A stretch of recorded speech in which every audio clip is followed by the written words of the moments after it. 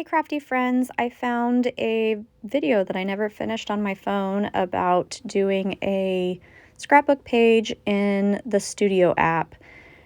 This was back in October of 2022 and a really beautiful Halloween evening that we had. So what I'm doing first is I'm editing this in my favorite photo editing app, which is PicTapGo.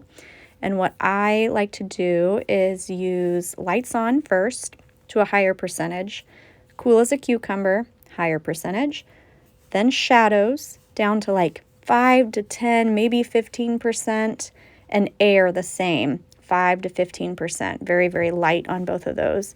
And so I use that so often that becomes my history in there, and I will just use it as instead of going to the filters, I'll go to the recipe and just use the most recent. So I started by cropping it also in PicTapGo, but I was worried about resolution. So I canceled out of that, went back into, now I'm in the Studio app, pulled open Studio app, and opened up a canvas that was 6 by 8. So it is 300 pixels times however many inches you want to use. So 1800 by 2400 is what I used. Pulled my picture in there, adjusted it the way that I liked. And then I'm going through in the Studio app to my Dropbox. Sometimes this works like a dream. Today, it did not.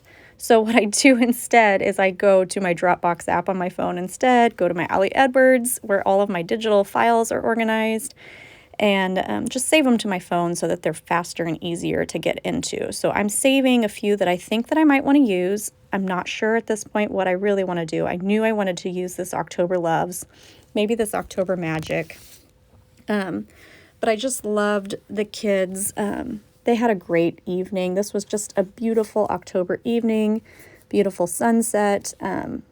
Just loved everything about it. So I'm pulling that October Loves quote into the Studio app from my phone, just from my camera roll, and changing it, the tint to white, adding a shadow, and then pulling it down over the concrete. I intentionally tried to pull back a little bit on this photo so that I could really add some journaling and things onto it when I was taking it. So I was trying to be intentional. I still probably could have given myself a little bit more space. That's something that I've been definitely trying to practice. That's a suggestion by Ali Edwards always, and I'm always trying to do that. So once again, Dropbox was not cooperating, so I just went and saved a few of the chipboard pieces from the October, I believe these were October stories of the month, and I am just saving those to my phone so that I can pull them into the Studio app. So they're on my camera roll, bringing those in, putting a shadow behind them. And like I said, I was actually kind of planning on doing this as a hybrid,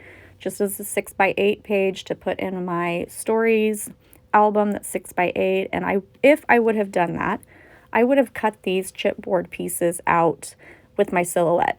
I didn't end up doing that. I ended up liking the way that it looked, just like this. And then I didn't even add it to the album that I was planning on adding it to. I ended up putting it in my Project Life album, and I'll show you at the very end what that looks like again. So just positioning those where I like them. So when I do that, I actually duplicate it and then replace it. So I take one of the chipboard pieces, duplicate it, and then replace the photo so that it has the same shadow. And then I'm adding on who was there, putting the date and then the names of the kiddos that are in the picture. So I'm going to put that down below the October Loves quote, just so that I once again, have been trying to be much more intentional about adding the date to things. And so that's it. That's the page. Super easy. Saved it to my camera roll, and then you'll see how I actually put it in a big shot Project Life spread. Thank you so much. If you like this video, please subscribe and give it a thumbs up.